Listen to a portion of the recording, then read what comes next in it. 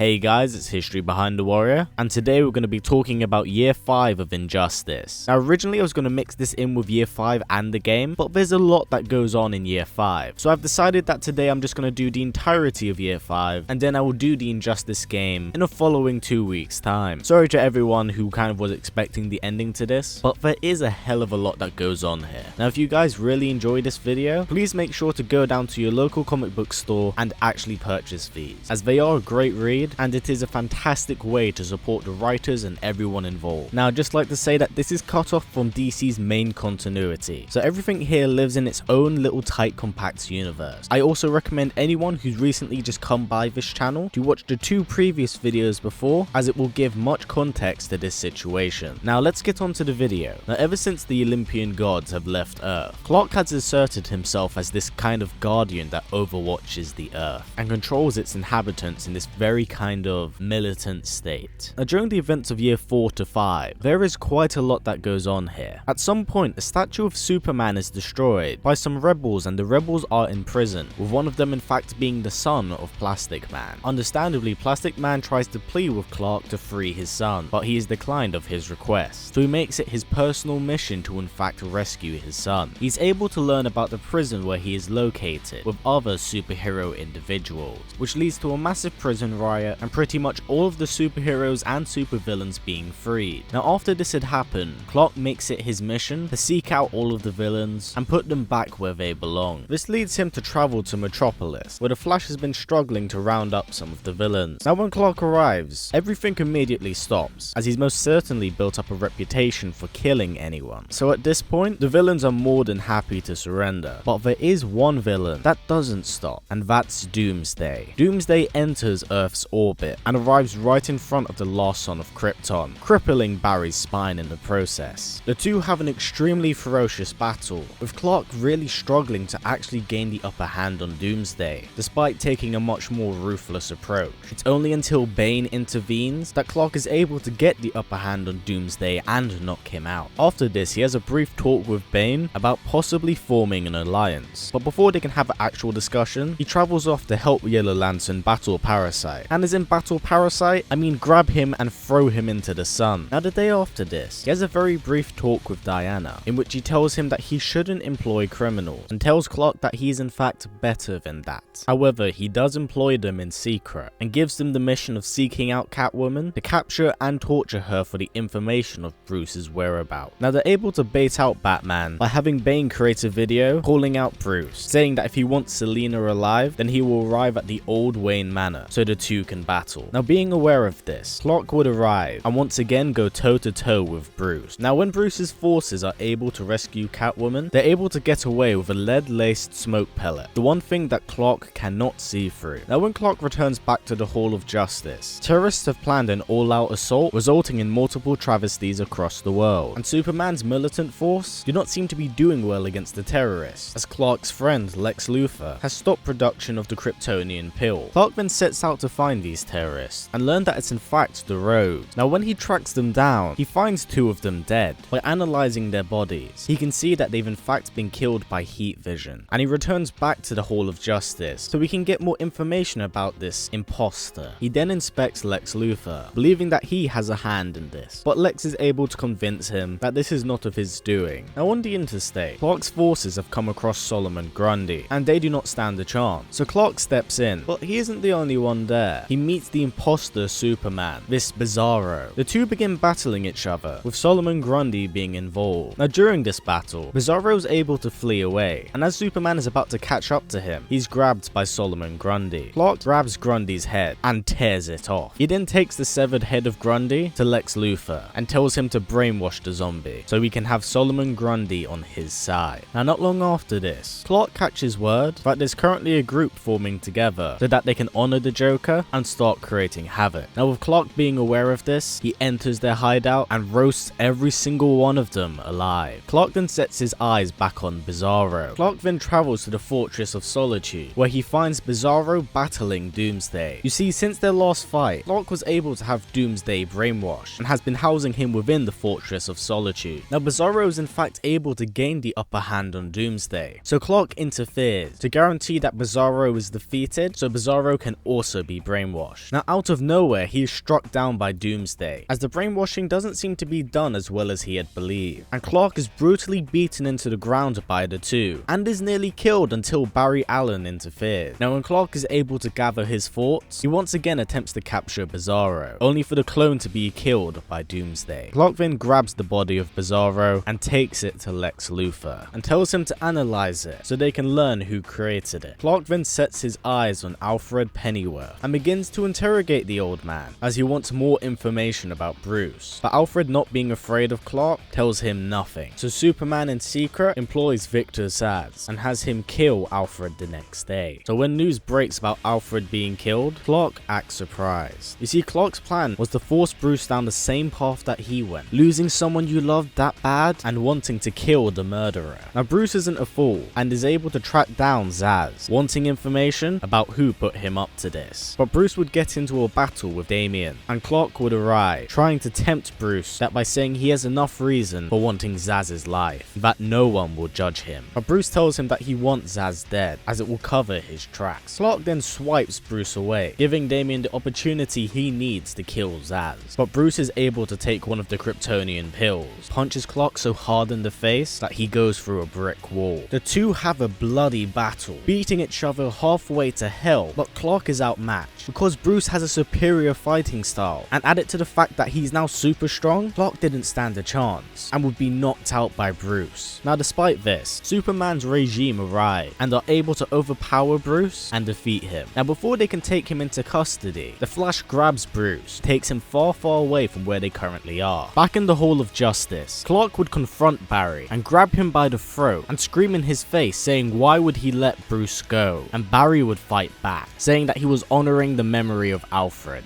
In a blind rage, Clark would attack Barry, but Barry would run and disappear, telling them just before he left to not come looking for him. Later that evening, Clark would be confronted by Barry once more, and he would ask Barry if he was fully committed to the cause. Although hesitant, Barry says he is. Now much later on in the comic, Batman's forces invade the Hall of Justice, as they wish to broadcast his execution of the Joker gang. So when Clark learns of this, he tries his best to prevent them from doing this. However, he is confronted by Hawkman, who has a Kryptonian mace, and the two begin fighting, with Qatar gaining the upper hand at first, until the rest of the League intervene, resulting in Clark in fact killing Hawkman. Now although he won the battle, Clark was exposed to extremely powerful kryptonite for a very long time, so he would fall unconscious. When Clark fully recovered, he would be approached by Catwoman, a former member of Batman's regime, who would make a deal with Clark. She said to Clark that if she revealed Batman's secret base, then he would have to promise that he wouldn't hurt him. Clark then breaks into Batman's base and confronts the Caped Crusader, beating him until he's a bloodied mess. Clark then tells Bruce that it's finally over, and Bruce agrees. His fight is over, and the two begin talking to each other about how was all of this really worth it? The blood that has been spilt, the many friends that have died, and Clark says yes, and that the world is a much safer place with Bruce not being in it. And the two begin discussing their philosophies, with Clark saying that what he's doing is the right thing, and that if humanity has the freedom to do what they wish, then only destruction will ensue. Bruce says that he's sorry about what happened to Lois, he truly is, but Clark has gone too far, killing the Joker, Oliver Queen, and even Alfred, to which Clark doesn't respond but give a cold stare. Bruce even brings up Clark's family, saying is this what they would have really wanted for you? To oppress people, to have a death squad by your side? And Clark backhands Bruce, hitting him so hard that his cowl shatters. Clark nearly kills Bruce there on the spot, until he realizes that Bruce has been stalling the entire time. He then charges through a wall to see Batgirl and Batwoman, linking together some form of generator. Scared of what it might do, Clark uses his heat vision to incinerate Batwoman, but whatever they've done, it's too late, and everyone within Batman's secret base has been teleported around the globe, with Clark landing in the middle of a desert and wanting Bruce's head. And that's the end of year 5 of Injustice. So yeah, this was a pretty interesting and very lengthy comic, and it goes to show that year 4 Superman to year 5 Superman are almost completely different characters. Clark has seemed to taken on a much more darker and brooding persona, and if anything he comes off a lot more villainous than he did before. It just goes to show how much he's grown as a character in a very villainous way. Now I'd just like to also let you guys know that tomorrow there'll be another Injustice video. This time I'll be documenting everyone that has died within the Injustice universe, just just so it can also clear up the likelihood of some characters being within Injustice 2. That will give you guys a little bit of insight of who you can expect to see and who is most likely not going to return. Now before this video finally wraps up, I was wondering if possible guys, let's try getting this video to 750 likes, as it's a great way of supporting myself and this channel. Anyway, as always guys, please comment, like, subscribe and share this video with everyone you know. Please take care and I will see you all next time.